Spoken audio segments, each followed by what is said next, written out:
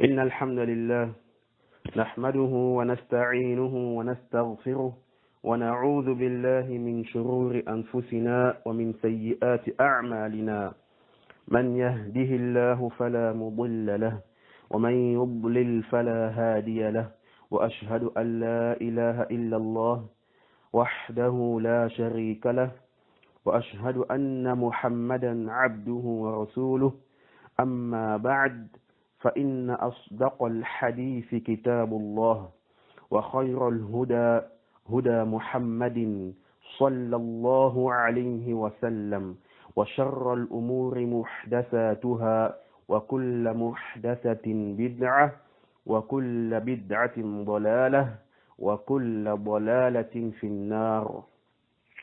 نعم.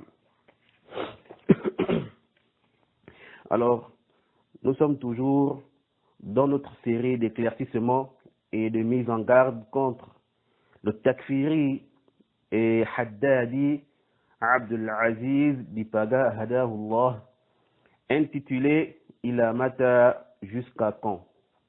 Naam. Alors, nous sommes depuis un moment en train de refuter les propos et les erreurs et les égarements de l'élève de Abdul Aziz Muhammad Awwal, dans leur audio dans lequel il traite la question numéro 9. Naam. Et on fera, Inch'Allah Ta'ala, un effort de clore avec ça aujourd'hui. Bi'iznillahi Ta'ala. Naam.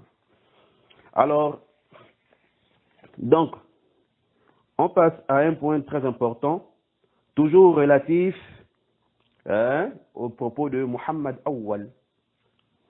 Alors, Muhammad Awwal, dans ses propos, il a traité le cheikh Muhammad ibn Hadi al-Madkhali, hafidhahullah ta'ala, de Murji. Subhanallah. Donc, le cheikh Muhammad ibn Hadi est aussi Murji. Et il y a Awwal, par rapport à quoi tu le traites de Murji, ou comme pour vous, le Cheikh Rabi' hafidhahullah ta'ala est Murji, et donc tous ceux-là qui ont un lien avec lui sont aussi quoi? Des Murji'a, n'est-ce pas? Alors moi je ne vous comprends pas. Vous traitez les gens de Murji'a injustement. Je suis sûr que toi, Muhammad Awwal, tu n'as jamais pris un livre du Cheikh Rabi' et le lire jusqu'à la fin. Je ne sais même pas si tu connais réellement qui est le Cheikh Muhammad ibn Hadi. As-tu déjà lu un de ses livres? As-tu déjà écouté ses durous? Peux-tu me dire quand est-ce qu'il est devenu Murji? Dans quel de ses durous ou livres, dans quel de ces durous ou dans lequel de ces livres prêche-t-il le irja? Ah, Muhammad Awwal. Où est-ce qu'il mentionne que les œuvres n'entrent pas dans la foi? Ou quelles sont une condition de complémentarité? Tu peux me dire dans lequel de ces durous ou de ces livres est-il devenu Murji? Ou bien a-t-il prêché les propos de Murji'a? Je te repose la question. Est-ce que tu as déjà lu un de ces livres? As-tu déjà écouté ces durous? Ya Muhammad Awwal. Alors, si tu me dis non, alors comment rendre Murji quelqu'un que tu ne connais même pas?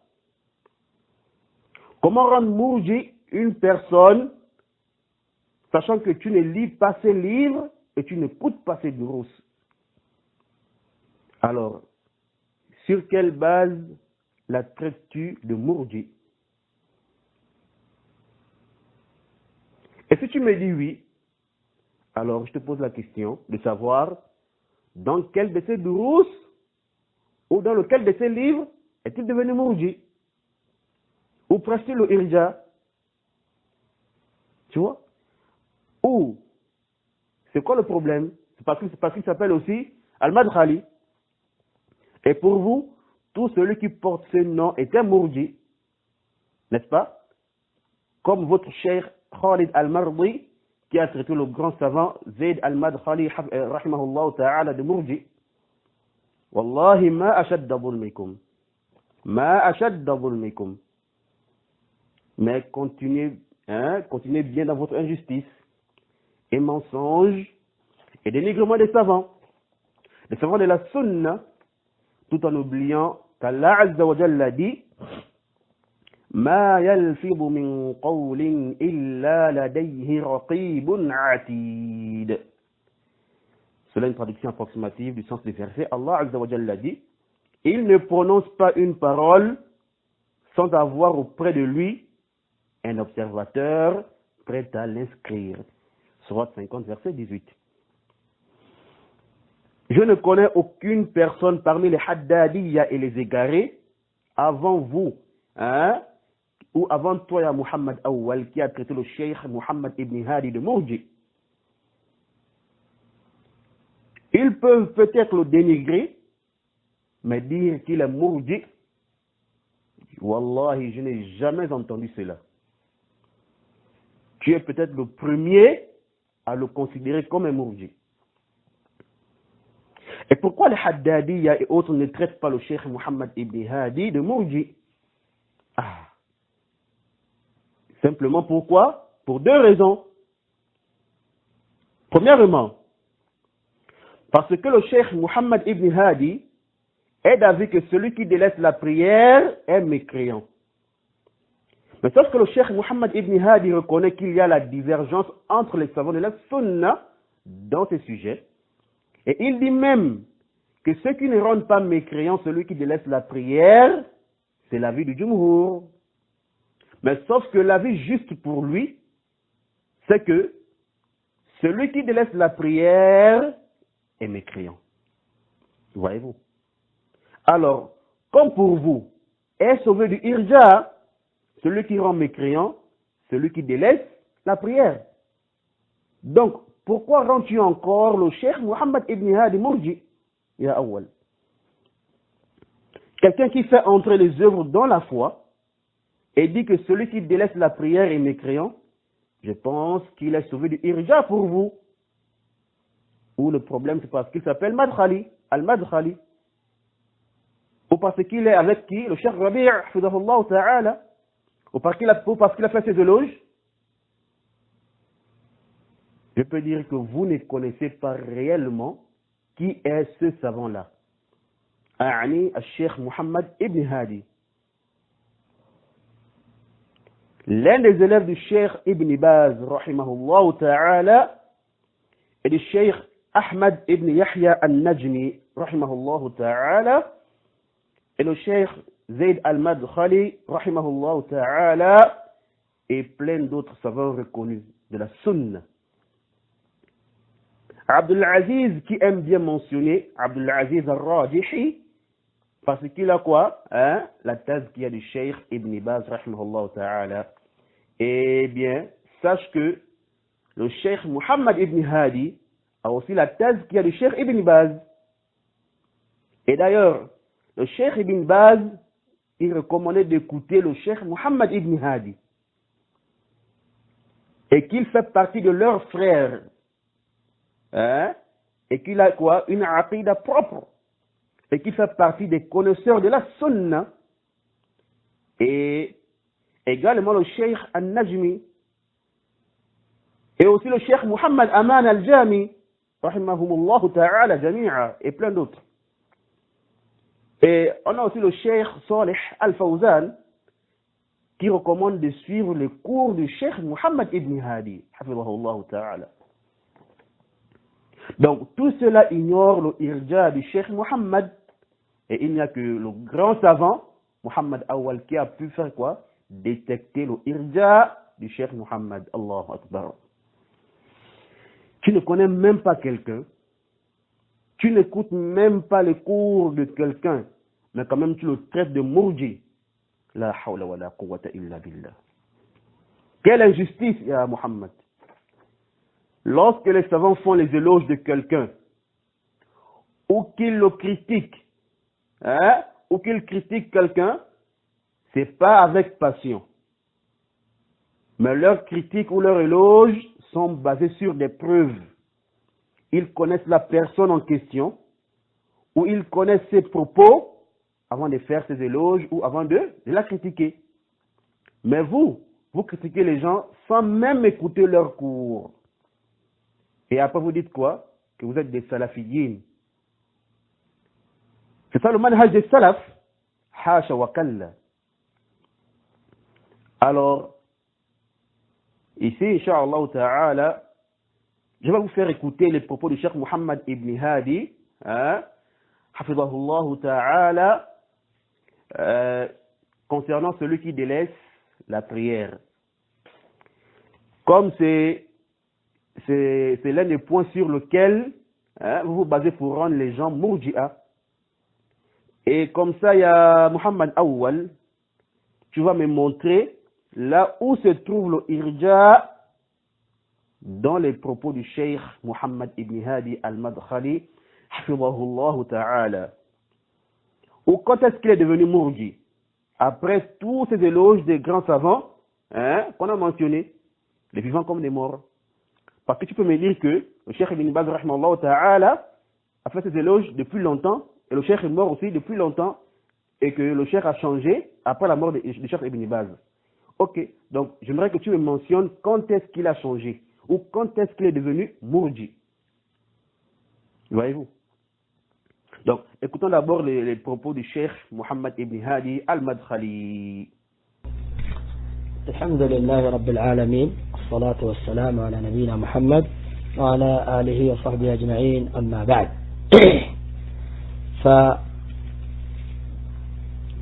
فتارك الصلاة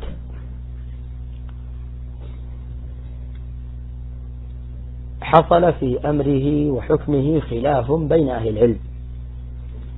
هل هو كافر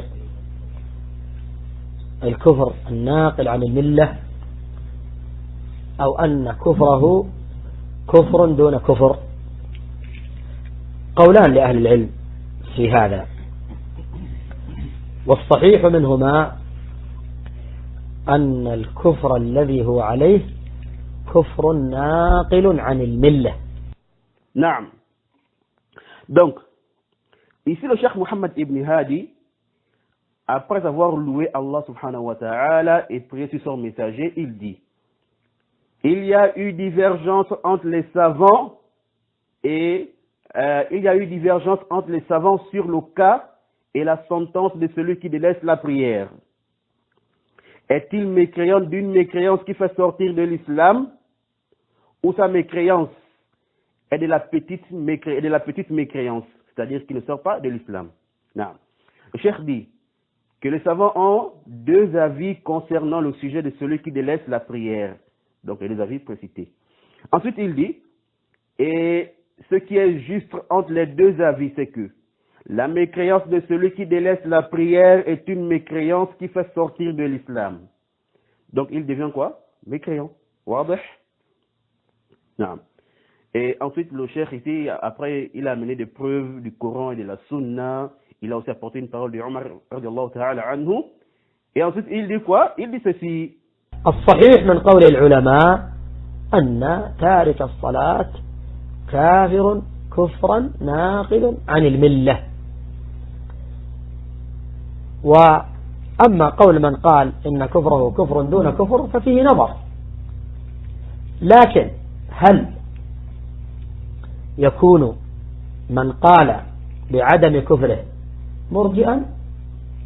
لا يكون مرجئا، بل الذين قالوا بعدم الكفر أئمة أهل السنة، فمالك، أبو حنيفة، الشافعي، وهذا موجود عنهم جميعا.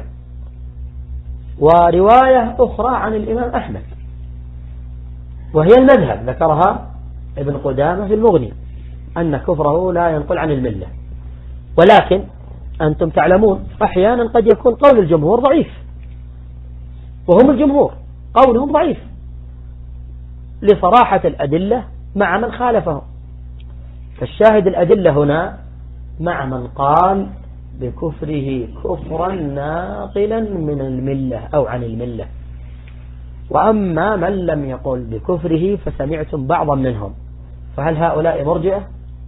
ففرق عظيم بين من لم يقل بالكفر وبين المرجئة، لأن المرجئة لا يدخلون الأعمال أصلا في مسمى الإيمان، يعني شيء آخر عندهم. نعم. Le cheikh dit, ce qui est juste, ce qui est juste des propos des ulama, c'est que celui qui délaisse la prière est mécréant d'une mécréance qui fait sortir de l'islam. Et quant à la parole de ceux qui disent qu'il ne devient pas mécréant, ceci est une parole à revoir. Mais est-ce que celui qui dit que celui qui délaisse la prière n'est pas mécréant, devient-il mourji? Non. Il ne devient pas mourji, mais par contre, ceux qui ont dit que celui qui délaisse la prière n'est pas mécréant, ce sont les imams parmi les gens de la sunna. Ce sont quoi? Les imams parmi les gens de la sunna. Malik, Abu Hanifa, Al-Shafi'i, et ceci est rapporté de tous. Et c'est aussi une version de l'imam Ahmad. Et c'est cet avis-là qui est le mazhab, donc le mazhab des Hanabila, des Hanbalites. Donc il dit que c'est l'avis-là qui est le mazhab. Ibn Qudama l'a mentionné dans Al-Mughni, que la mécréance de celui qui délaisse la prière ne le fait pas sortir de l'islam. Mais comme vous le savez, il se pourrait que la position du Jumhur soit faible. Et ceux-là sont le Jumhur. C'est-à-dire que la vie qui ne rend pas mécréant, celui qui délaisse la prière, c'est la vie du Jumhur. Naam. Le cheikh dit, mais leur parole est faible par rapport à la clarté des preuves de ceux qui disent le contraire. Donc, les arguments justes sont du côté de ceux qui disent que celui qui délaisse la prière sort de l'islam. Et quant à ceux qui ne le rendent pas mécréant, vous avez entendu les noms de certains parmi eux. Alors, sont-ils des mourji'a?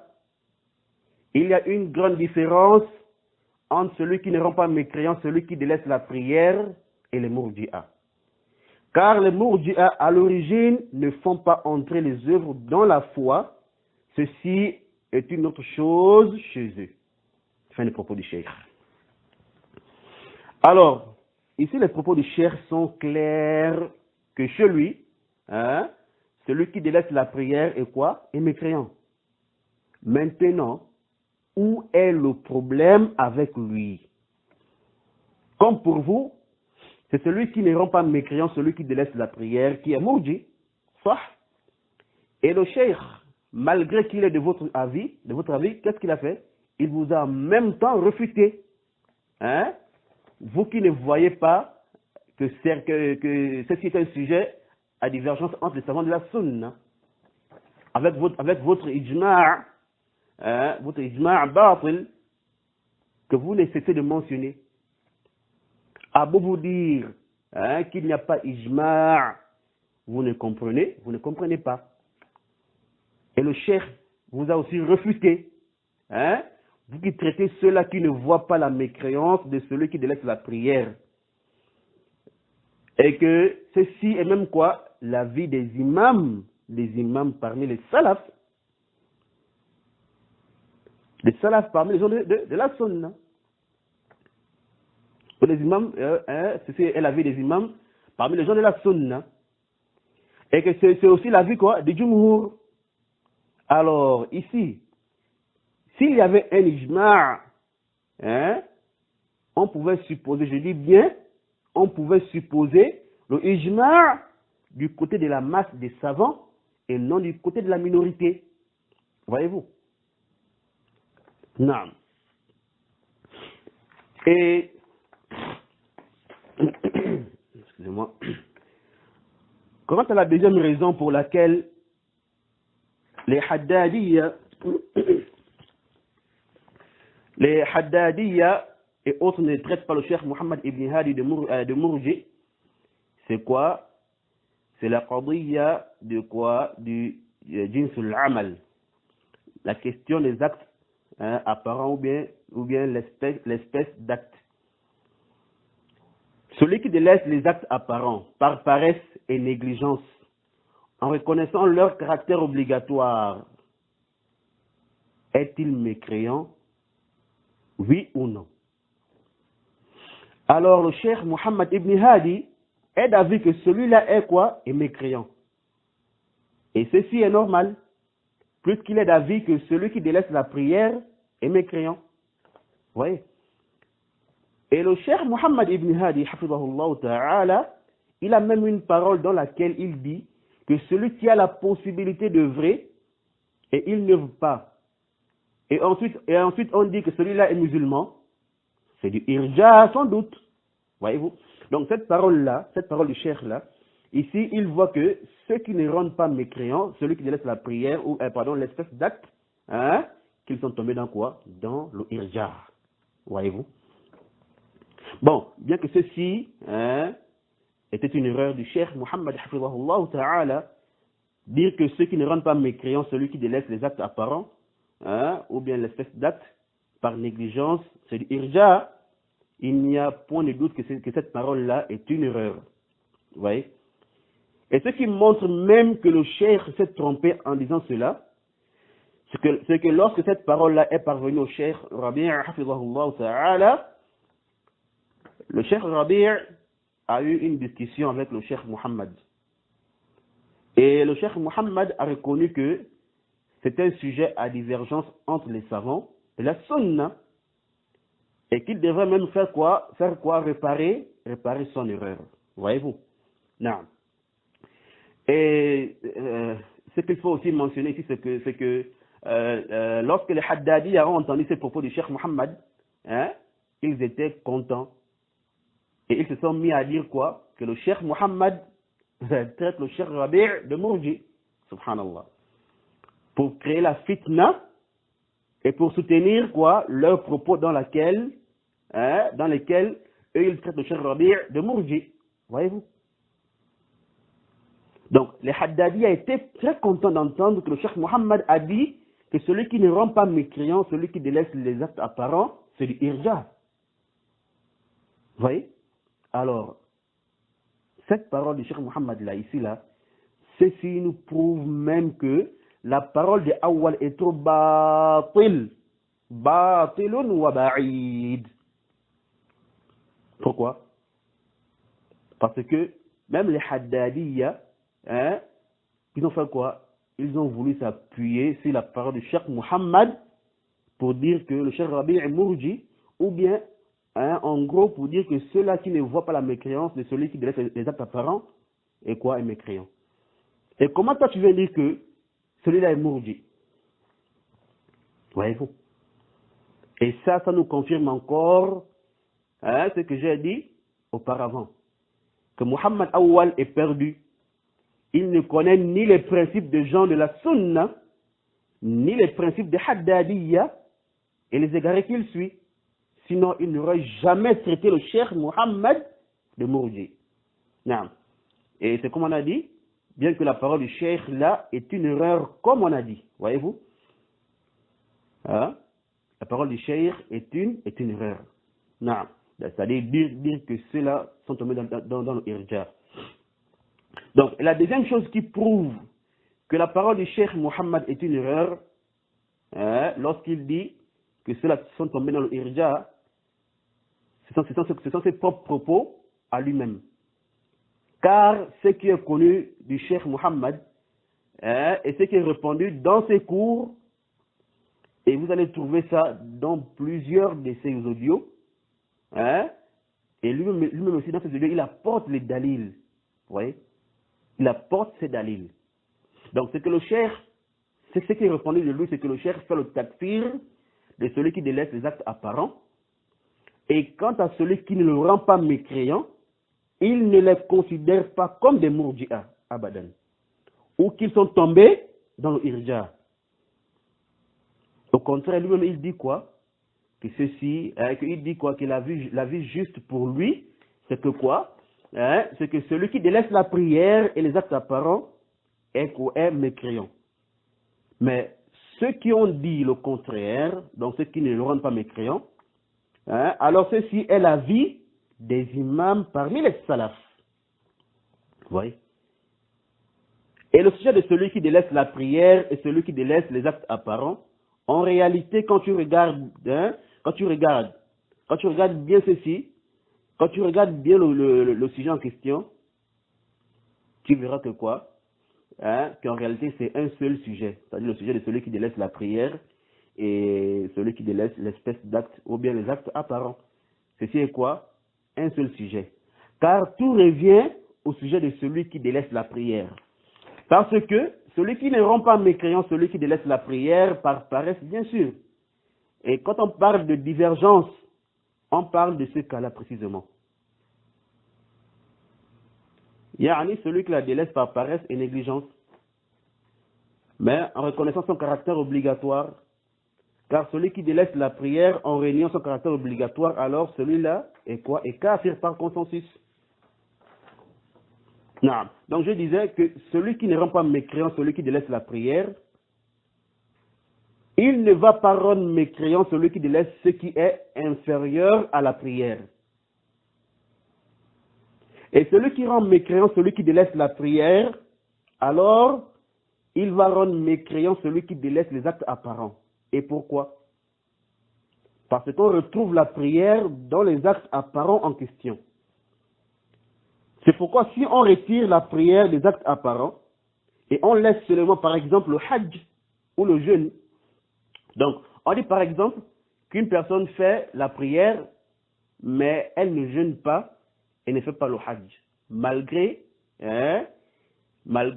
qu'elle remplit les conditions. Alors tu verras que celui-là va te dire que cette personne ou bien une personne comme ça n'est pas mécréante. Mais elle est juste quoi? Une pécheuse, et qu'elle a une foi faible, voyez-vous. Mais faites le contraire. La personne jeûne et fait le hajj, mais elle ne prie pas. Est-ce qu'il dira qu'il est mécréant ou qu'elle est mécréante? Là, il vous dira qu'elle est mécréante. Est-ce que ici, elle dira quoi? Il dira qu'elle n'est pas mécréante. Là, il vous dira qu'elle est mécréante et vous dira comme on entend beaucoup de fois au pays, c'est pas la peine qu'elle jeûne. Vous voyez? C'est pas la peine de jeûner. C'est pas la peine qu'elle jeûne. Car elle se fatigue pour rien. Le jeûne sans la prière, ça ne vaut la peine. Voyez-vous? Donc pour eux, la personne est quoi? Est mécréante. Voyez-vous? Donc, à partir de là, on a su que le problème en réalité, c'est la prière. Et que tout tournait autour d'elle. Voyez-vous? Bon, bien sûr qu'il y a encore d'autres avis aussi, dans le sujet de celui qui délaisse les actes apparents. Voyez? Ala kulli hal, ce sujet-là, le sujet de celui qui délaisse la prière et les actes apparents, ou l'espèce d'acte, on verra ça, Inch'Allah ta'ala, de manière détaillée. Alors, comme les Haddadiyya traitent ceux qui ne rendent pas mécréants, celui qui délaisse la prière et les actes apparents, alors le cheikh Muhammad ibn Hadi est d'avis que celui qui les délaisse est mécréant. Et ceci est l'avis d'un groupe de gens de la Sunna. Alors, pourquoi donc Awwal traite encore le cheikh Muhammad ibn Hadi de Murji, alors qu'en réalité, le cheikh est sauvé du irja? Pour qui? Pour les Haddadiyya. Car ceci est quoi? Est leur sujet phare. Ils rendent Murji certains et ne rendent pas d'autres Murji par rapport à ce sujet-là. Voyez-vous? Par rapport à quoi? Par rapport à ce sujet-là. Alors, nous allons écouter ici les propos du cheikh Muhammad ibn Hadi par rapport à celui qui délaisse les actes apparents ou l'espèce d'acte. Et c'est aussi en même temps, quoi, une réfutation au وحدادية et une mise en garde contre eux et les gens de bid'a. Oui. C'est un cours, c'est en tout cas c'est un cours audio qui dure de 6 minutes, 41 secondes à peu près.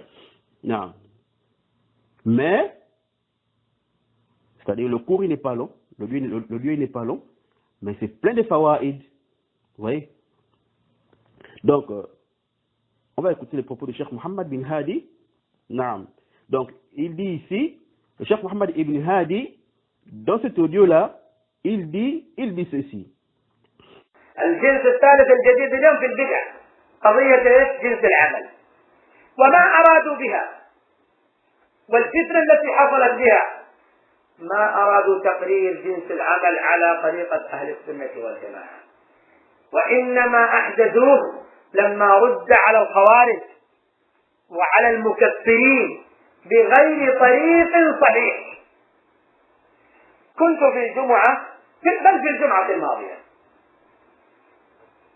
في مجلس وإذا بشخص أعرفه وهو فاضل وشيخ لكن انطلق عليه هذه القضية وسيأتيكم بعد الجمعة جلسنا وإذا به يقول يعني بعض الشباب الآن فتنوا بفتنة التكفير وبعضهم فتنوا بفتنة الإرجاء فمثلا منهم من لا يرى تكفير تارك الصلاة على مذهب الألباني على طول هكذا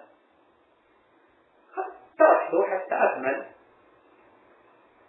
تسمح لي بالصوت استدرك على نفسه قال الشافعي تسمح لي قال تفضل فقلت يكفر بالإجماع من لها جحد والله أحدثكم بالذي صار بيني وبينه مثل هذا الوقت بعد الجمعة الماضية يكفر بالإجماع من لها جحد ولم يخالف فيه قطعا من أحد لأنه قد ماثل الشيطان وكذب الرسول والقرآن وهو كغيره من الكفار وحكمهم يعطى بلا تماري فإن أقر بالوجوب وأبى فقتله على الأصح وجب للكفر أو حدا على خلاف قد جاء عن أئمة الأسلاف وأعدت العبارة هذه واستكيت كما يقول إخواننا المصريين عليها قد جاء عن أئمة الأسلاف فقال قوم إنه لا يكفر كلا ولا يقتل بل يعذر وحبسه حتى يصلي قد رأوا والحق قل مع من بقتله قضى فسكت قليلا وقال قول من هذا ثم أدركه سريعا قال الشيخ حافظ الحكم نعم فقلت له والله حفظنا هذا قبل أن نعرف هذه الأشياء وقبل أن ندخل حتى التعليم الجامعي فالآن أقول لك عن أئمة الأسلاف فلما سجدتم وجعلتم الألباني هو اللي فرد بهذا القول لما؟ قالوا لأمر ما جدع قصير أنفه قلت له الشافعي الذي ذكرت وهذا موجود في الأم ومالك وأبو حنيفة ورواية عن أحمد وهي المذهب أيضا عندنا نحن الحنابلة ليش صار الألباني هو اللي انفرد بهذا وصار التكفير اللي ما يكفر المرجئة تبع له والله ما عقب بشيء خرج إلى موضوع ثاني طبعا أنا أعرفه فاضل لكن أدركت أن الرجل إيش أدرك القضية أدركها لأني أعرفه تماما فاضل الشاهد إذا كان هذا الفاضل انجلب بسبب كثرة الطرد يقولون كثرة الطرد إليهم الحجر فلما ذكرت لهذا فالقضية هذه ليست قضية جنس عمل القضية قضية تسفيس لأهل السنة وضرب لأهل السنة والألباني من الصخور التي تكثرت عليها معاول أهل البدع ممن ناوت أهل الأهواء والبدع أنا أقول الألباني لا نوافقه بكذا ولا نوافقه بكذا ولا نوافقه هنا لكن هل هو من المرجئة؟ يا شيخ أنت لو تعدد أئمة الإسلام ستجد لفلان غلط ولفلان غلط ولفلان غلط، لكن هذه الأغلاط ما أخرجتهم عن السنة. حياته كلها في نصرة السنة وفي تدوين السنة وتنقية السنة وإقرار السنة والدعوة إلى السنة ومحاربة البدع. إذا قلت هذا القول كأنما جئت بأعظم العظائم عندهم، صرت ألبانيا مرجئا. أنا قلت له أعتقد أن تارك الصلاة الذي أدين الله أنا به أنه كافر، لكن الذي لا يقول بأنه كافر أنا ما أقول أنه مرجئ، أقول لك قد جعل أئمة الأسلاف هذه القضية جنس العمل وما جنس العمل المقصود منها هذا. وأنتم لو رأيتم الكتبة في هذا تضحكون عليهم.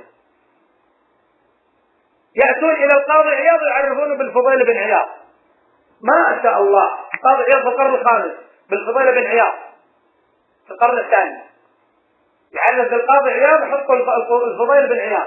شوف هذا العلم، هذا العلم الذي انتهوا إليه. فالإنسان يتعجب، وهذا من مزالق هؤلاء الناس التي الله سبحانه وتعالى يجعلها مداخل لأهل السنة عليهم. فالمقصد من هذا معشر الإخوة، هذه القضايا كل يوم يأتوننا بشيء، المقصد منه تفريق أهل السنة، والمقصد منه إقرار ما يريد هؤلاء إقراره حتى يصلوا إلى مرادهم. فنسأل الله العافية والسلامة. فالواجب علينا جميعا أن نعرف هذه الخطط وأن نعرف من يقوم على تطبيقها، فنحذرهم ونحذر مجالسهم ونحذر منهم وندعو الناس إلى بيان الحق. من كان عنده علم ومعرفة يبين للناس الحق، وندعو الناس إليه إلى هذا الحق، ونحذرهم من هذا الخلق على الخلق. التقليد هذا على الناس يوقعهم في الحيرة. فنسأل الله سبحانه وتعالى لنا ولكم جميعا العلم النافع والعمل الصالح، وصلى الله وسلم وبارك على سيدنا رسولنا محمد. الله أكبر. Allah yahfadhu le Cheikh. On va d'abord traduire les propos du Cheikh, hafidhahullah ta'ala. Oui. Donc, le Cheikh dit, le troisième nouveau type d'innovation de nos jours, c'est quoi? C'est le sujet de l'espèce d'acte. Ils n'ont pas voulu par ce sujet-là et par le trouble qu'a causé ce sujet-là, ils n'ont pas voulu par cela mentionner le sujet à la manière des gens de la sunna. Par contre, ils l'ont évoqué lorsque les khawarij ont été refutés et aussi ceux qui rendent les gens mécréants de manière incorrecte. Il dit, j'étais un vendredi, le vendredi dernier même, j'étais dans une assise, et voilà qu'un homme apparut, je le connais, et c'est quelqu'un de mérite et de valeur, un cheikh. Mais sauf que ce sujet-là lui a échappé. Donc il ignore ce sujet-là. Ou il s'est embrouillé dans ce sujet-là. Donc il dit, ce sujet arrive. Il dit, après la prière du vendredi, je me suis assis avec lui, et soudainement, il dit, certains jeunes de nos jours sont éprouvés par la fitna du takfir. On le fait des rendre mécréants, n'importe comment. Et d'autres sont éprouvés par la fitna du irja. Par exemple, il y a parmi eux ceux qui ne voient pas la mécréance de celui qui délaisse la prière selon le mazhab de Al-Albani. Il a directement dit ça comme ça. Je l'ai laissé terminer ses propos. Ensuite, je lui ai dit, tu me permets la parole? Il a dit, ok, vas-y. Et il s'est rapidement rattrapé et il a dit, Ash-Shafi'i. Je lui ai dit, tu me permets la parole? Il a dit, tafaddal, vas-y. Alors je lui ai dit, deviens mécréant par consensus celui qui réunit la prière, donc son caractère obligatoire. Ensuite il dit, Wallahi, je vous informe de ce qui s'est passé entre lui et moi le vendredi dernier à pareille heure, après la prière du vendredi. Non. Il dit, devient mécréant celui qui réunit le caractère obligatoire de la prière. Aucune personne n'a contredit ou contesté cela, car il a ressemblé au shaitan et a démenti le messager et le Coran. Et celui-là est donc semblable aux autres mécréants. Il a le même jugement qu'eux, sans aucun doute. Et s'il reconnaît le caractère obligatoire de la prière, mais refuse de prier, il est obligatoire de le tuer selon la vie juste, à cause de la mécréance ou en guise de peine, selon la divergence qu'il y a entre eux. Et ceci est rapporté des imams parmi les salafs. Le cheikh dit, j'ai répété cette parole. Donc ça veut dire quoi? Il y a divergence dans ce sujet entre les imams parmi les salafs. Naam. Le cheikh continue, il dit, il y a un groupe qui a dit qu'il n'est pas mécréant. On ne le tue pas, mais on le punit. Et il voit qu'on l'enferme jusqu'à ce qu'il prie. Mais dit, la vérité est du côté de ceux qui ont dit qu'on le tue. Vous voyez? Le cheikh dit, alors l'homme en question est resté silencieux. Le cheikh en question, il est resté silencieux un moment. Ensuite, il a dit ceci. Il a dit quoi? Ceux-ci sont les propos de qui? C'est-à-dire les vers que le cheikh Mohammed a lus. Non. Ensuite, il s'est rapidement rattrapé et a dit, ce sont les propos du cheikh Hafid al-Hakami. Hafid al-Hakami. J'ai répondu oui. Ensuite, je lui ai dit, par Allah, nous avons mémorisé ça bien avant de connaître même ces choses-là. Donc, nous avons mémorisé ça, c'est-à-dire ces vers-là, hein, bien avant de connaître même ces choses-là, et bien avant les études universitaires. Je t'ai dit que ceci est rapporté des imams parmi les salafs. Mais pourquoi faites-vous comme si c'est Al-Albani seul qui a dit cela? C'est-à-dire que celui qui délaisse la prière n'est pas mécréant.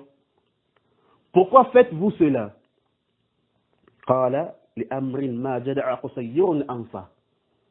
À cause d'une chose pour laquelle Qusayr a amputé son nez. Bon, ceci est une expression ou un exemple que les Arabes ne cessent de mentionner jusqu'à nos jours, hein, lorsqu'il s'agit d'une tromperie, ou qu'un pervers apporte une chose quelconque, hein, ou lorsque quelqu'un doute du cas d'une personne. Al-Muhim, il le mentionne surtout lorsqu'il s'agit d'une tromperie. Vous voyez? Et c'est en réalité tiré, c'est une expression en réalité tirée d'une histoire chez eux. Non. Donc le cheikh dit, je lui ai dit, à Shafi'i que tu as mentionné, ce qui se trouve dans le de Ash-Shafi'i, et c'est la vie de Malik, Abu Hanifa, et c'est une version de l'imam Ahmad, et ceci est la vie, hein, ou bien ceci est le mazhab chez nous. Ceci est le mazhab chez nous les Hanbalites. Mais pourquoi Al-Albani est devenu comme s'il était le seul à avoir dit ça? Ils sont devenus Murji'a, ceux qui ne voient pas la mécréance de celui qui délaisse la prière. Par Allah, hein, il n'a plus rien dit. Le cheikh dit par Allah, le gars en question, le cheikh en question n'a plus rien dit. Et il est entré dans un autre sujet.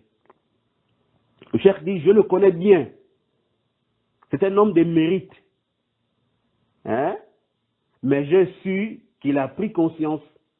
Il a pris conscience de l'affaire. Parce que je le connais bien. C'est une personne de mérite et de valeur. Et le cheikh continue, il dit, et si cette personne de mérite ou de valeur a glissé et tombé dans ce sujet-là, et est tombée dans ce sujet-là, à cause de trop frapper, et comme on dit, trop frapper la pierre, hein, ou trop frapper sur la pierre, la rend quoi? La rend lisse. Et donc cette affaire-là, ou ce sujet-là, hein, c'est-à-dire le sujet de quoi? De l'espèce d'acte, ils ne visent pas en réalité ce sujet-là. Mais plutôt leur but avec ça, c'est quoi? C'est de vouloir séparer et s'aimer la discorde entre les gens de la sunna. Et Al-Albani fait partie des roches ou des rochers qui se sont effondrés sur les gens de l'innovation. Il fait partie de ceux qui ont combattu les gens de passion et de bid'a. Le cheikh dit, j'ai dit, nous ne sommes pas d'accord avec Al-Albani dans telle chose et dans telle chose et dans telle chose. Mais est-ce que fait-il partie de Murji'a? Oh cheikh, si tu regardes les imams de l'islam, tu verras qu'un tel a des erreurs, et un tel a des erreurs, et un tel a des erreurs. Mais ces erreurs-là ne les font pas sortir de l'islam, de la sunna. Al-Albani a passé toute sa vie à secourir la sunna, et à écrire sur la sunna, et à purifier la sunna, c'est-à-dire séparer le faux du vrai de la sunna, comme on connaît de lui. Non. Et il a passé toute sa vie à appeler vers la sunna et à combattre les innovateurs et à combattre les innovations. Le cheikh dit, et si tu leur dis ça, c'est comme si tu avais dit la pire des choses ou la pire des paroles. Tu deviens automatiquement albaniste, murji. Ensuite, je lui ai dit, ma position, mon avis, ce dont j'ai la certitude, c'est que celui qui délaisse la prière est mécréant. Mais quant à celui qui dit que celui qui délaisse la prière n'est pas mécréant, je ne dis pas qu'il est murji. Mais je dis plutôt que ceci est rapporté de quoi? Des imams parmi les salafs. Vous voyez? Que ceci est rapporté des imams parmi les salafs. Et ce sujet-là, l'espèce d'acte, leur but voulu par ça, lorsqu'il évoque ce que nous avons vu, c'est ce qu'il a rappelé. C'est-à-dire séparer et s'aimer le désordre ou la discorde entre les gens de la sunna et taxer de murji'a ceux qui ne rendent pas mécréants, celui qui délaisse la prière ou l'espèce d'acte. Ensuite, le cheikh dit, et si vous voyez ceux qui écrivent ou mentionnent ce sujet-là, c'est-à-dire les semeurs de tout en question, le cheikh dit, si vous les voyez, vous vous moquerez d'eux. C'est des gens qui mentionnent ou écrivent Al-Fudayl ibn Iyad à la place de Al-Qadi Iyad. Masha'Allah. Alors que Al-Qadi Iyad était au 5e siècle, tandis que Al-Fudayl ibn Iyad est du 2e siècle. La différence est vraiment énorme, tu vois, entre le 2e siècle et le 5e siècle. Et le cheikh dit, et c'est ça leur science, c'est ça leur science. C'est ça qu'ils ont comme science. L'homme se précipite et ceci fait partie des pentes glissantes de ces gens-là par lesquels Allah subhanahu wa ta'ala a fait de cela une entrée des gens de la sunna sur eux. Yani, par lesquels les gens de la sunna ont pris le dessus. Vous voyez? Et le cheikh dit, l'objectif de tout ceci, chers frères, ces histoires-là, chaque jour, ils nous apportent des nouvelles choses. Le but voulu, c'est de séparer les gens de la sunna et faire ce qu'ils veulent faire afin de parvenir à leur but ou à leur objectif. Alors, il nous incombe à tous de connaître cette voie-là ou ces voies-là et de connaître ceux qui pratiquent et suivent cette voie afin qu'on prenne garde d'eux et de leur assise et qu'on mette en garde contre eux. Vous voyez, afin qu'on prenne garde d'eux et de leur assise et qu'on mette aussi en garde contre eux. Et qu'on invite les gens à clarifier la vérité. Celui qui a la science doit clarifier la vérité aux gens. Et on doit appeler les gens vers la vérité. Et les mettre en garde contre ces individus, contre ces gens, contre ce genre de personnes. Car se mélanger avec ceux-là conduira les gens à la confusion. Vous voyez?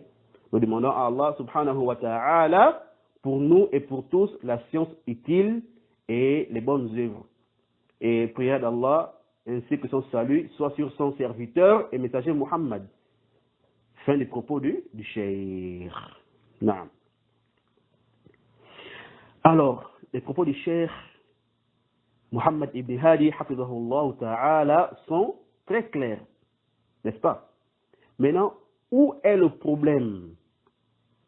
On a entendu ce qu'a dit le Cheikh Muhammad. Le Cheikh Muhammad est d'avis que celui qui délaisse la prière et l'espèce d'acte est mécréant. Et pour les Haddadiyya, celui-là est sauvé du irja. Sauf pour Muhammad Awwal, à cause de son ignorance de leur manhaj. Vous voyez?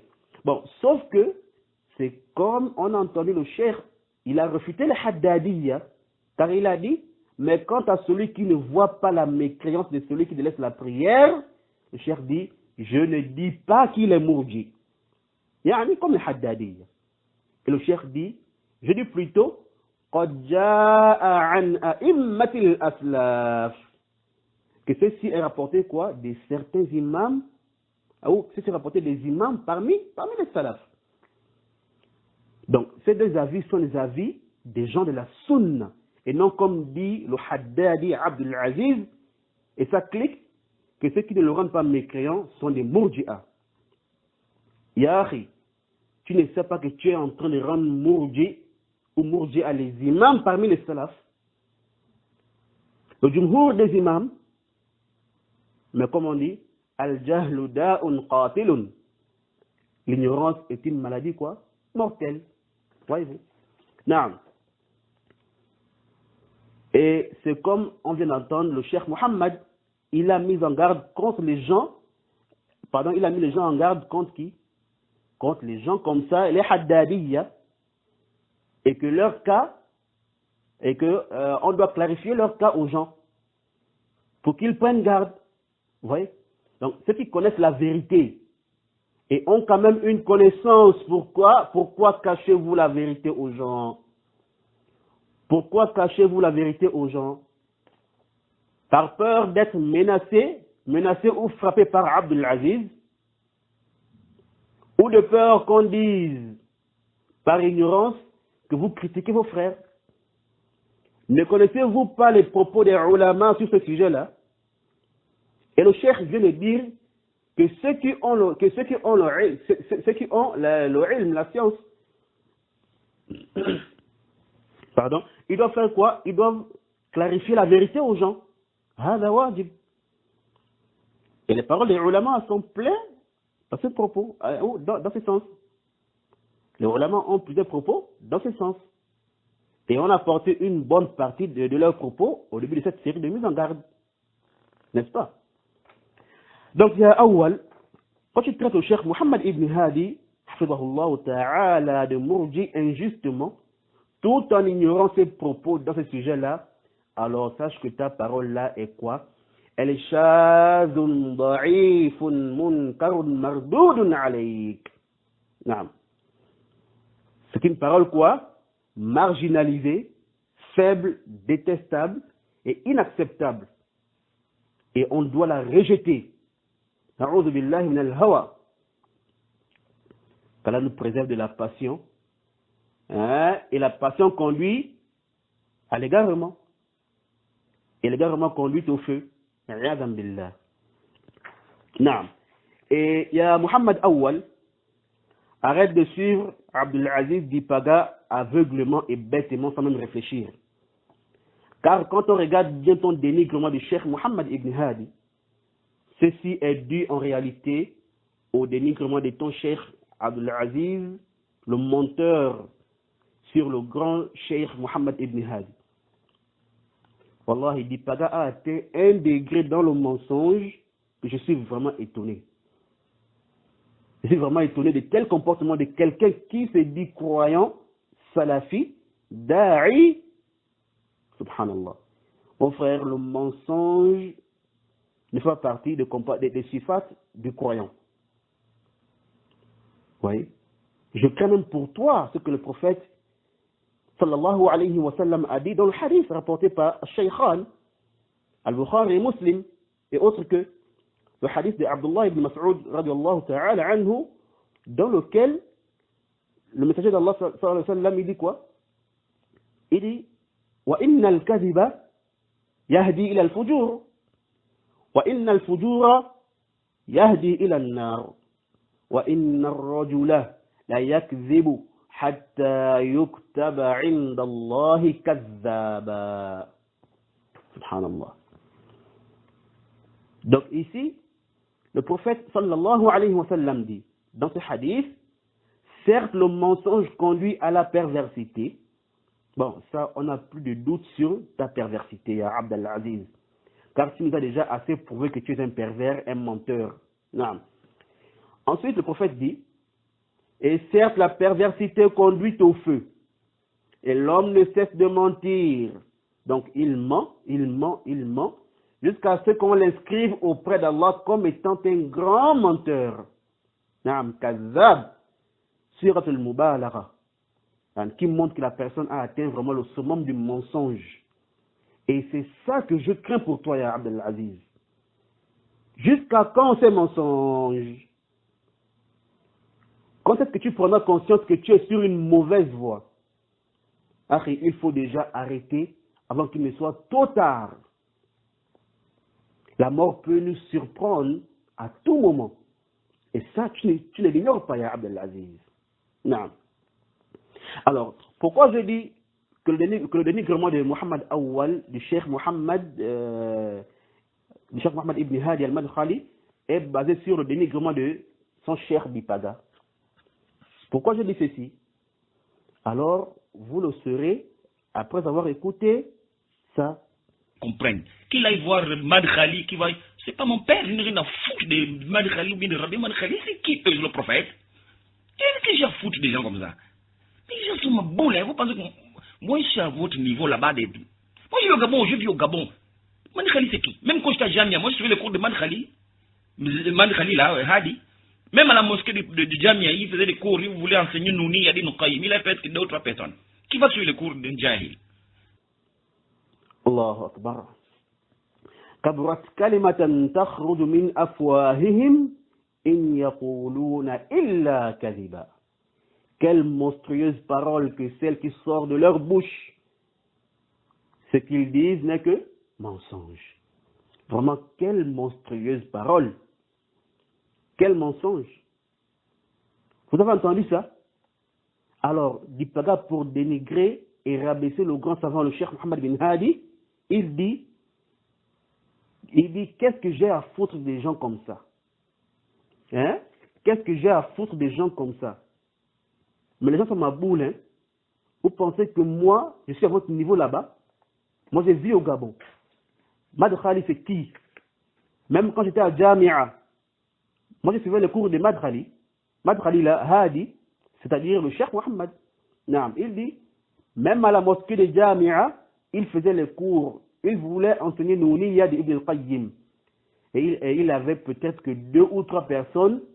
Oui, il avait peut-être 2 ou 3 personnes.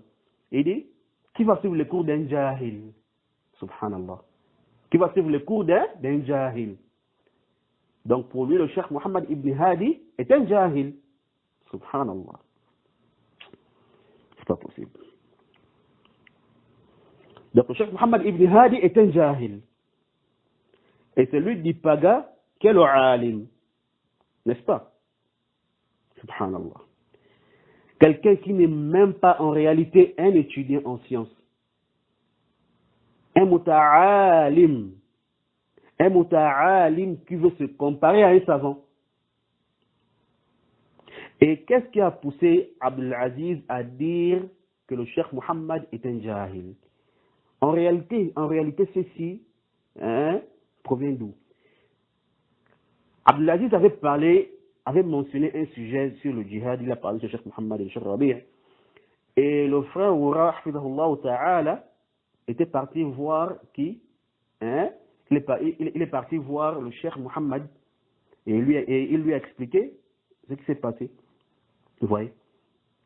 Et le Cheikh Mohammed avait dit au frère Mohammed Oura de dire à l'autre là, de dire à Abdul Aziz que quoi? Que c'est un jahil.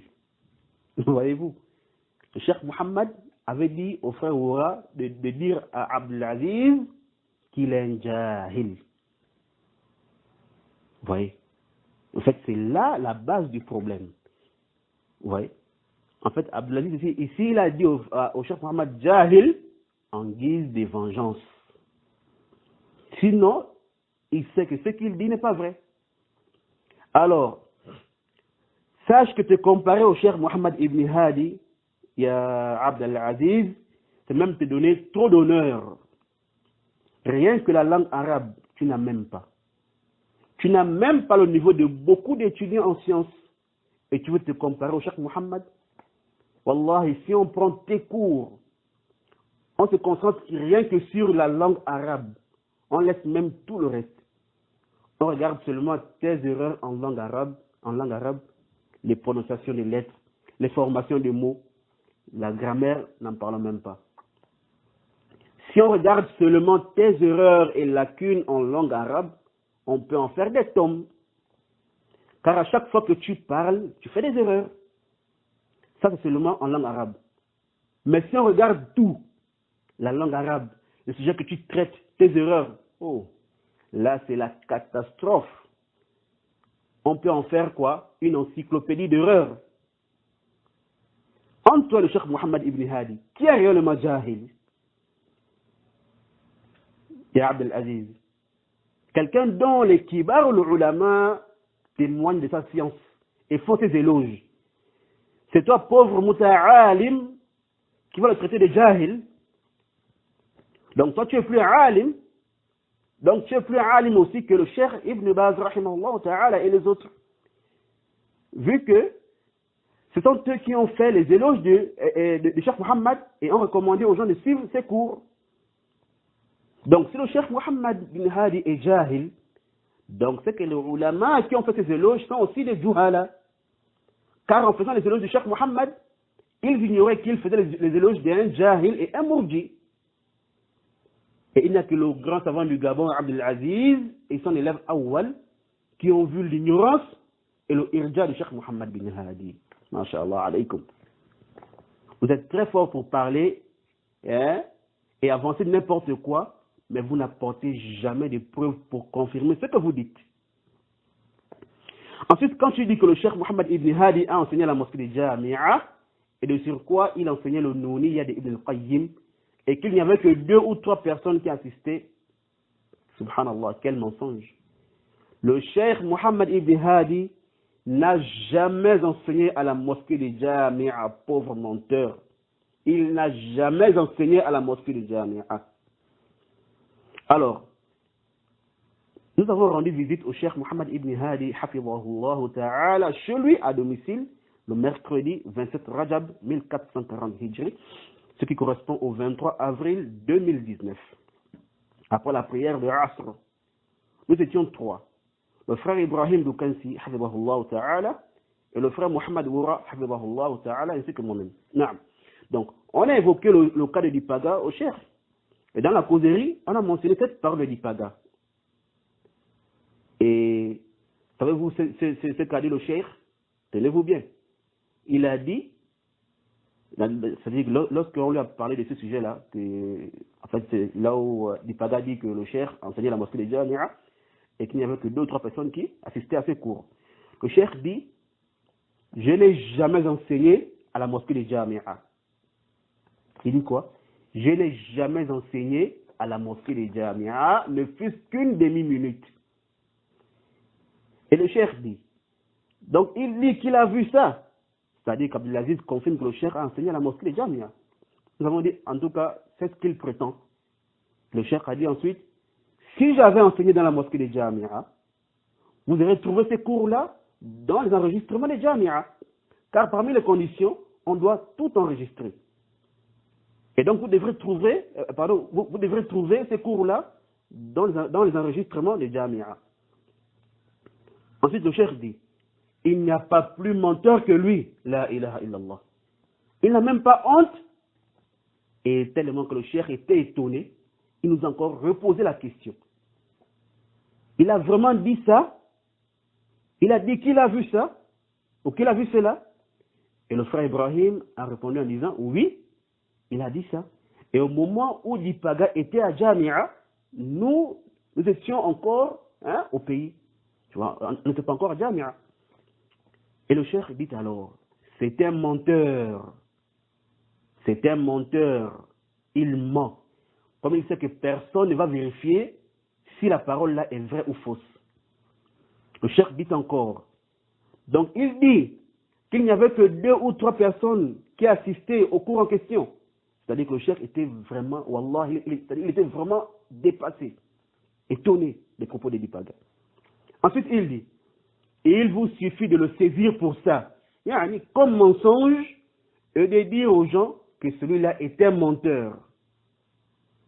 Et de dire aux gens que quoi? Celui-là est un menteur.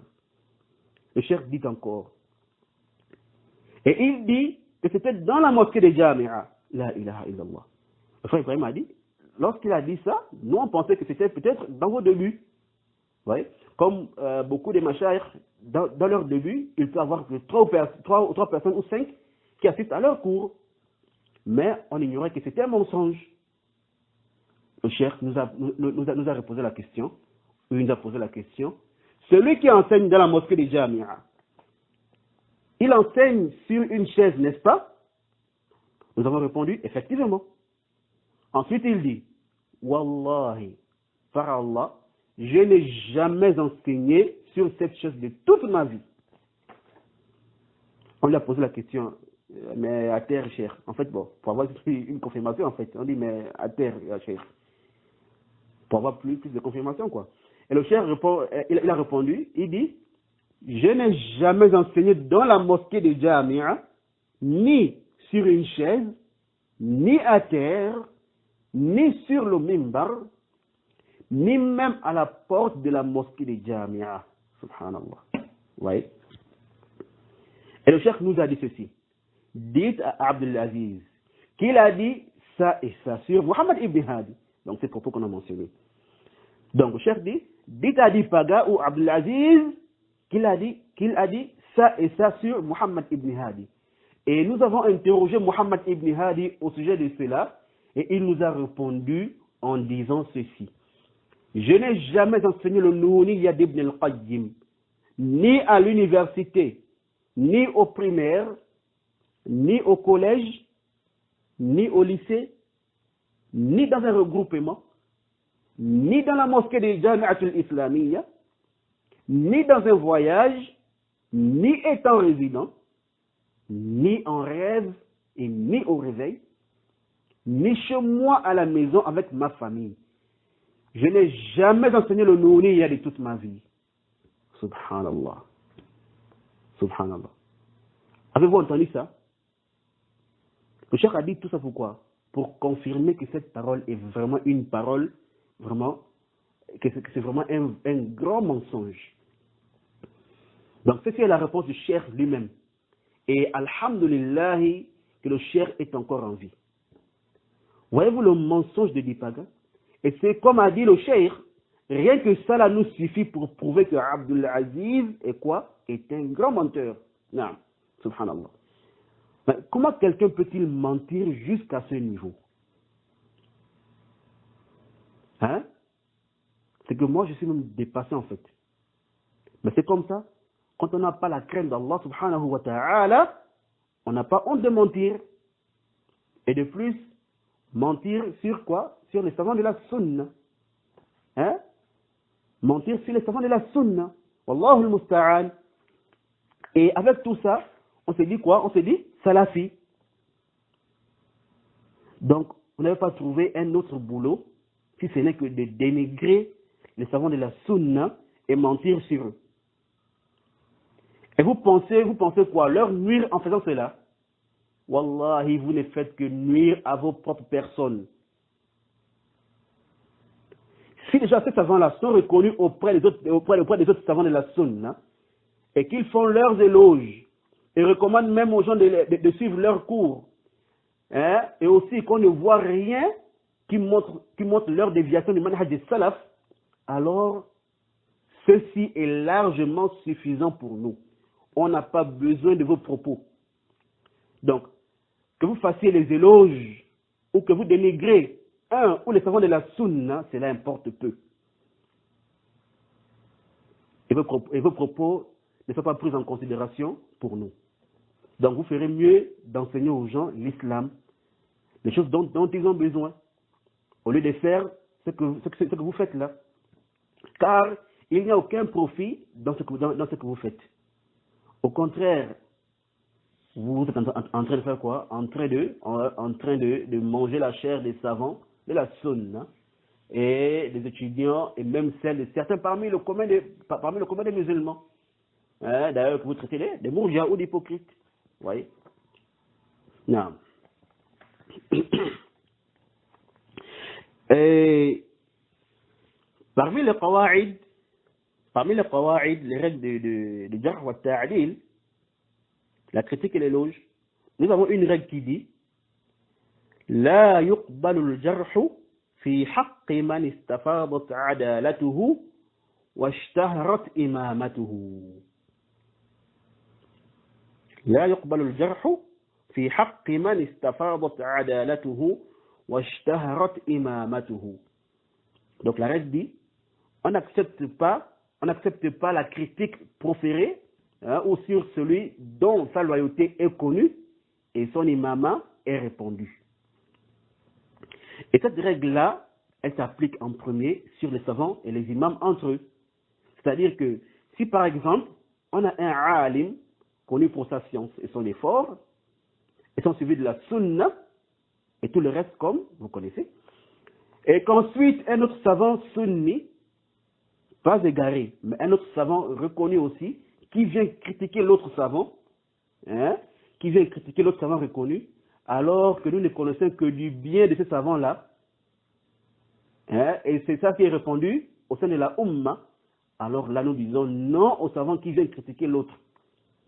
Et nous n'acceptons pas sa critique, car il n'en manque donc qui qu'il soit, et peu importe son rang, nous disons non, à moins qu'il apporte des preuves justifiant ce qu'il dit. Vous voyez? Non. Parce que celui qui est connu pour une chose, si quelqu'un d'autre nous rapporte le contraire de la chose pour laquelle il est connu, c'est comme si en fait il apportait une parole étrange, marginalisée. Donc par conséquent, cette parole-là, doit être quoi? Rejetée.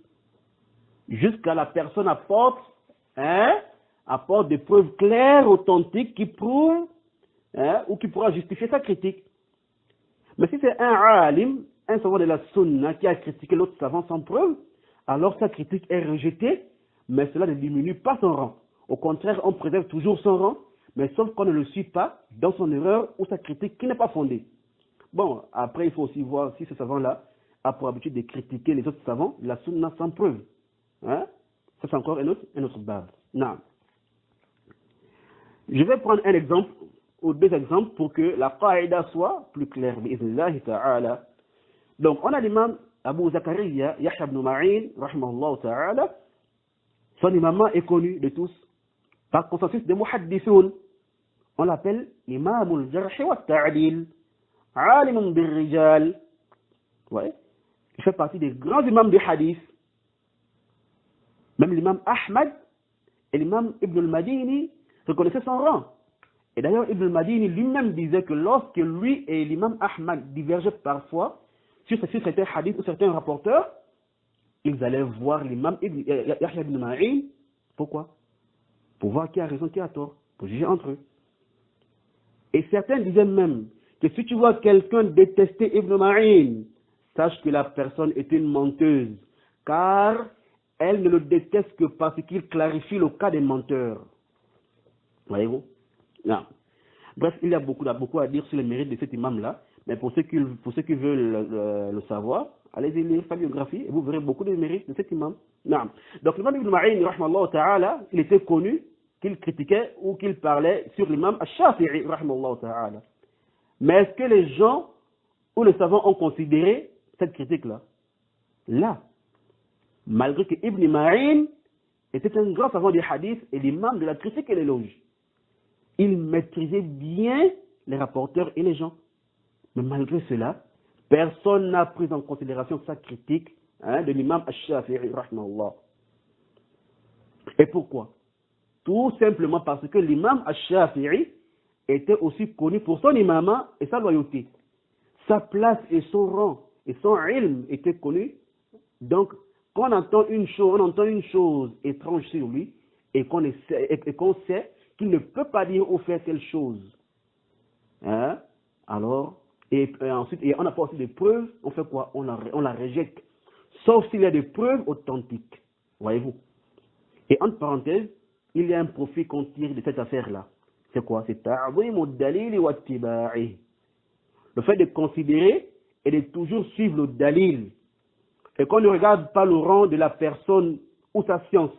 Mais ce qui nous importe, c'est quoi? C'est de prendre ou de rejeter la parole de alim par rapport au dalil. Vous voyez? Car ici, il n'y a point de doute que l'imam Ibn Ma'in est un savant des hadiths. Vous voyez?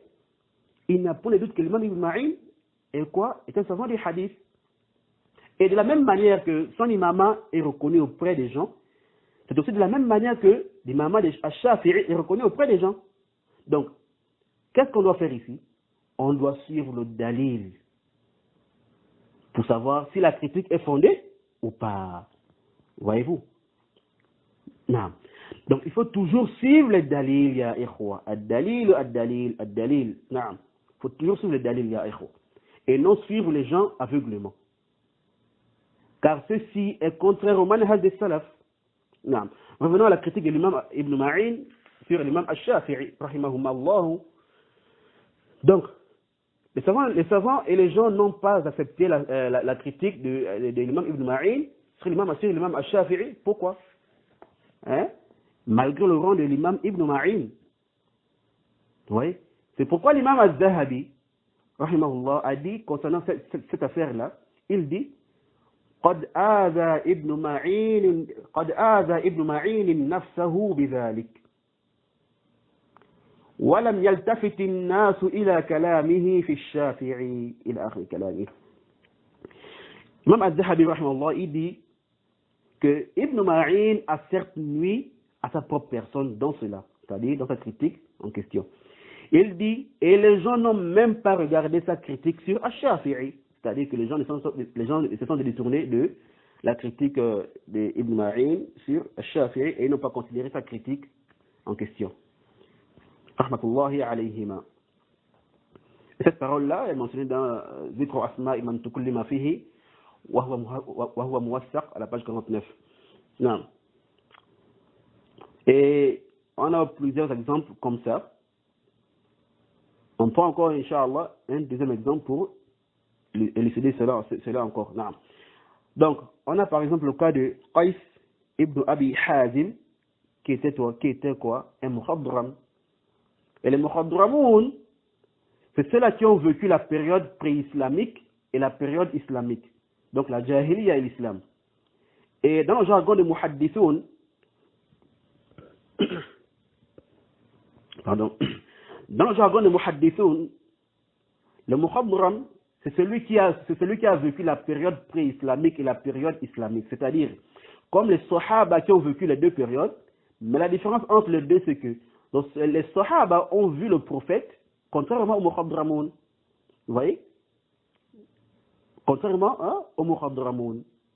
Ils étaient à l'époque du prophète, mais ils n'ont pas eu l'occasion de rencontrer le prophète. Voyez-vous? Donc, on les considère comme des tabi'in et non les sahaba. Pourquoi? À cause du fait qu'ils n'ont pas rencontré le prophète. Et aussi leur apportage, c'est d'après les sahaba ou certains tabi'in. Non. Et Qais ibn Abi Hazim, son père est du nombre des sahaba, mais lui-même, non. Et comme a dit Al-Zahabi, il a raté le fait d'être compagnon de juste quelques nuits. Car le moment où il a décidé de venir à Médine pour prêter allégeance au prophète, il est venu trouver que le prophète venait à peine de mourir. Bref. Non. Donc, celui-là, Qais ibn Abi Hazim en question, certains le critiquaient et d'autres l'accusaient de quoi? Du nasb. Donc, c'est là qui disait que Ali radiallahu ta'ala anhu, tu vois, et pardon, c'est là qui détestait Ali radiallahu ta'ala anhu. Et il fait même partie, celui-là, Ya'ni Qais, il fait partie des rapporteurs de Sahih al-Bukhari qui ont été critiqués pourquoi? Pour problème de aqida. Vous voyez? Mais quand tu regardes bien, ou quand tu cherches bien, ou tu fais bien des recherches sur lui, tu vois que ce dont on l'accusait n'est pas fondé. Voyez-vous? C'est pourquoi l'imam Al-Zahabi, quand il a parlé de Qais ibn Abi Hazim, il a dit que celui qui le critique a certes fait du tort à sa propre personne. Voyez-vous? Non. Al-Muhim, ceci n'est pas un cours sur la critique et l'éloge. Oui. Mais pourquoi j'ai ramené les règles, cette règle-là, et puis les exemples que j'ai cités? Pourquoi? Pour deux causes. La première, pour que ces ignorants-là, les anti-jarh wa ta'dil, ceux qui pensent que la critique et l'éloge n'a plus de place dans l'islam, et que cela ne concerne que l'époque des muhaddithoun et du rapportage, alors qu'ils sachent qu'ils sont en erreur.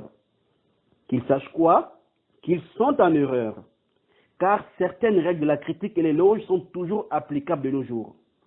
Comme parler sur les mubtadi'a et les égarés.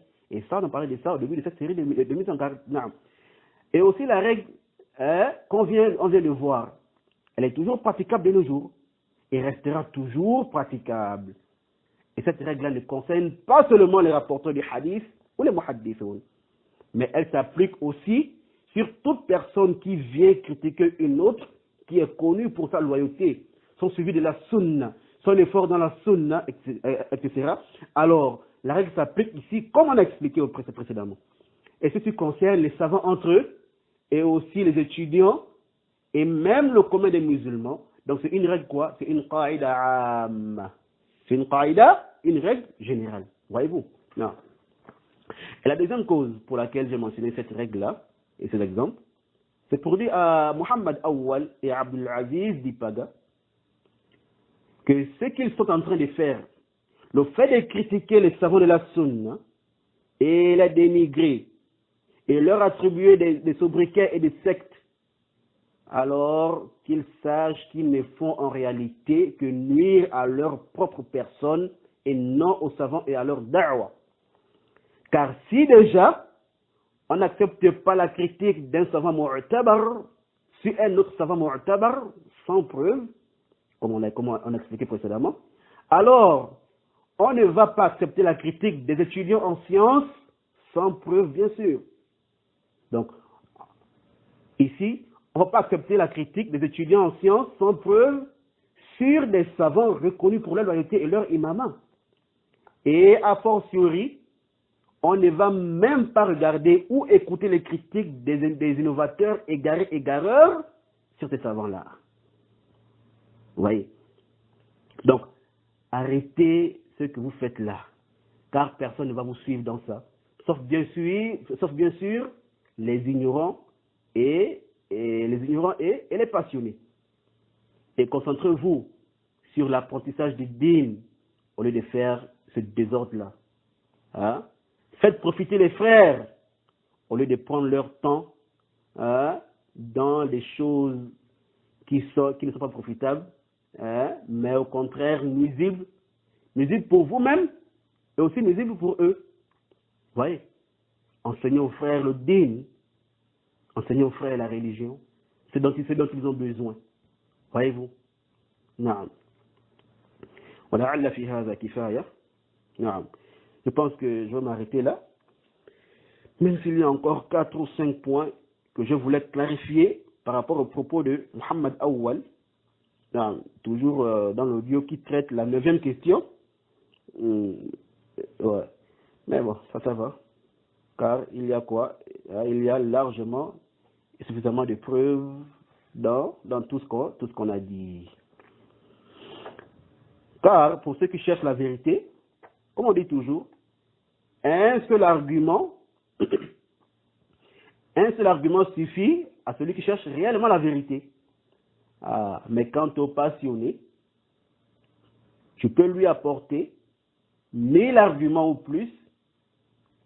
Tu peux lui apporter n'importe quel argument, alors cela ne lui suffirait pas. Vous voyez? Et je pense que le cas de Muhammad Awwal et son cher Abdulaziz est clair. Non, donc, comme j'ai dit, même s'il y a encore d'autres choses, il y a encore 4 ou 5 points que je voulais clarifier par rapport à Muhammad Awwal. Mais ce que nous avons mentionné, fihi kifaya, Inch'Allah ta'ala, pour celui qui cherche la vérité. هذا والله أعلم وصلى الله وسلم وبارك وأنعم على نبينا محمد وعلى آله وأصحابه وتابعيهم بإحسان.